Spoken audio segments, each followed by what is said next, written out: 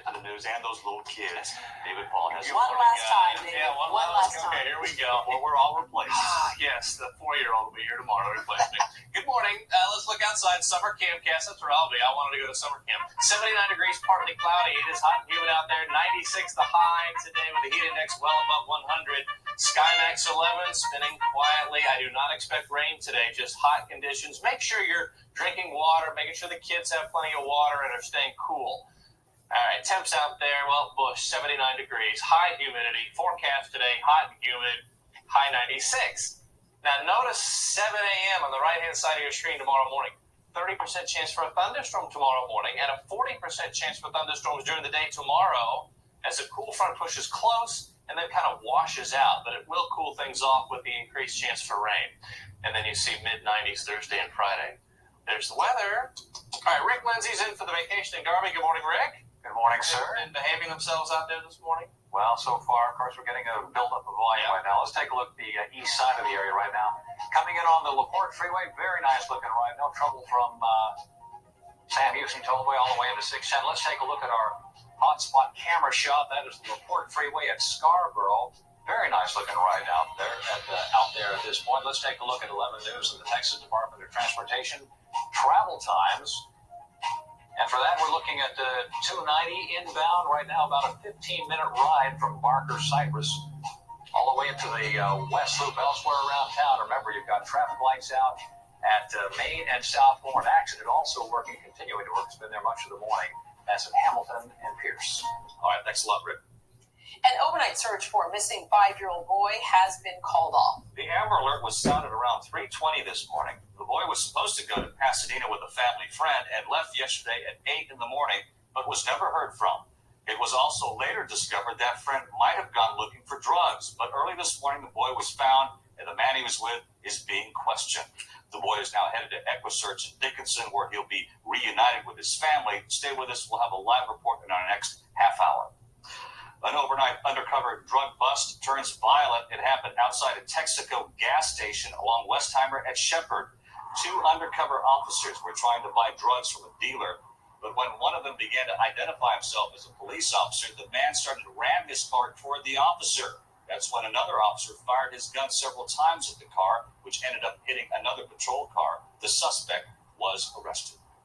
The former roommate of a missing Baylor University basketball player is charged with murder this morning. Police in Waco have arrested Carlton Dotson in connection with Patrick Dennehy's disappearance.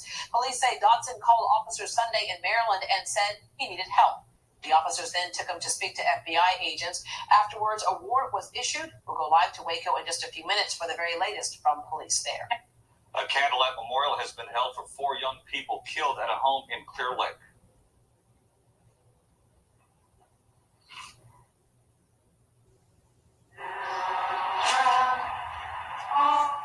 Dozens gathered last night to pray and pay their respects. 18-year-old Tiffany Rowell, 18-year-old Rachel Colarudas, 19-year-old Marcus Priscilla, and 21-year-old Adalbert Sanchez all died from multiple gunshot wounds or blows to the head.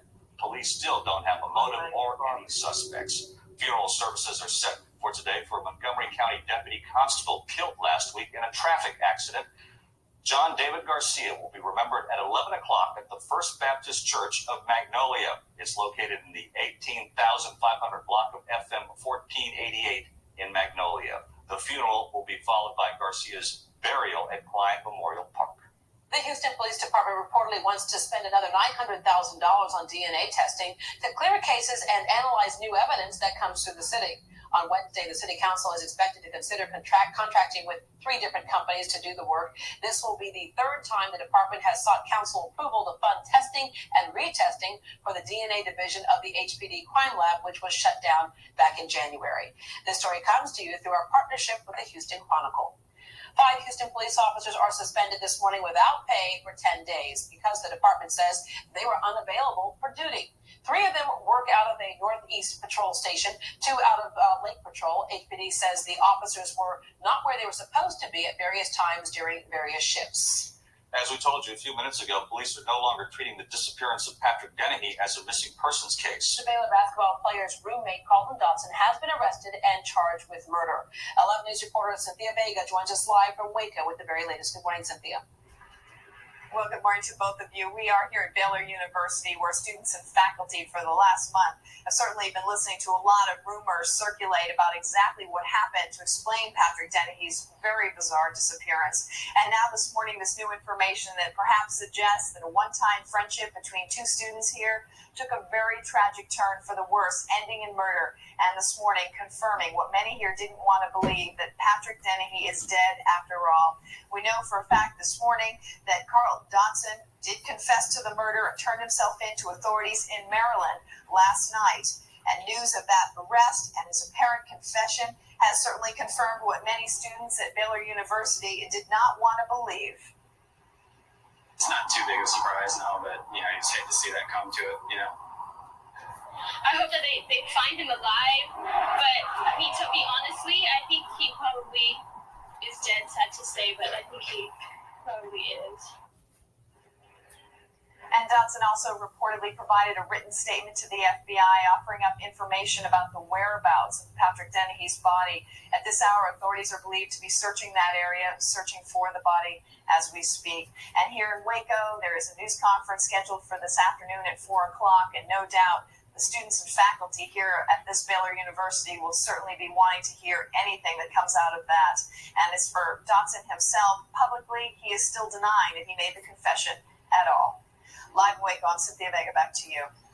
Two candidates in the Houston mayor's race now have some high-profile support. Orlando Sanchez has received the endorsement of Texas Governor Rick Perry. Coming up, Sanchez is expected to announce backing from Republican Lieutenant Governor David Dewhurst. And one of his opponents, Sylvester Turner, now has the backing of the Harris County AFL-CIO. Both men have run for mayor before. Texas lawmakers might be spending more time this summer in Austin. Governor Rick Perry says he may call a second special session on congressional redistricting. This current session ends July 29th. Republicans are pushing to redraw the lines to hopefully gain more Republican seats. Yesterday, 2 new maps were unveiled. During the regular session, Democrats ran to Oklahoma to kill the original redistricting bill, and now Texas Democrats are headed to Washington. Today, 2 receptions will be held to raise money for a state political action committee. It'll use the money to keep Democrats in office and target vulnerable Republicans in the state house. Homeowners hit hard by Hurricane Claudette could get financial help from the federal government this week. FEMA is expected to set up shop on the island as early as today. The hurricane destroyed one house and heavily damaged 140 others. Last night, the Galveston City Council voted to extend the state of emergency for 1 more week. You can read more about this story in this morning's Galveston County Daily News. Congressional leaders are getting their chance to ask whatever questions they want about Iraq. The top U.S. official in Iraq, Paul Bremer, will be at the Capitol for closed-door meetings to update members on reconstruction efforts. Meantime, a congressional probe concludes no single piece of information could have prevented the attacks of September 11, 2001. The investigation also finds an FBI informant knew 2 of the hijackers, but the FBI apparently wasn't told they might have links to terrorism. The report will be made public on Thursday.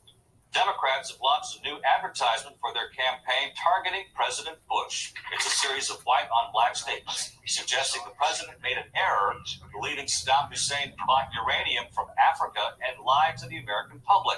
The ad also suggests the CIA, the State Department, and the White House all knew this allegation was not true. Meanwhile, a Los Angeles Times cartoon is drawing some criticism. I'm not a huge fan of Bush, but I found it very jarring to see a gun at his head. He's our president. It's modeled after a famous photograph from the Vietnam War showing the president about to be assassinated. Yesterday, the cartoonist Michael Ramirez issued a statement defending the cartoon as pro-Bush. He says the cartoon represents his opinion that the president is the target of political assassination because of 16 words in the State of the Union regarding Iraq and uranium. Ahead on 11 News this morning, just 2 weeks after a failed attempt to separate Iranian twins, 4-month-old conjoined South Korean sisters undergo surgery. Plus, waves of thunderstorms sweep across the Midwest, toppling trees and power lines and damaging homes. Tore everything right up. Houses and windows and roofs and everything started flying by. Plus, there may be a defect in a popular SUV. And there's a new sign that fish really may be brain food.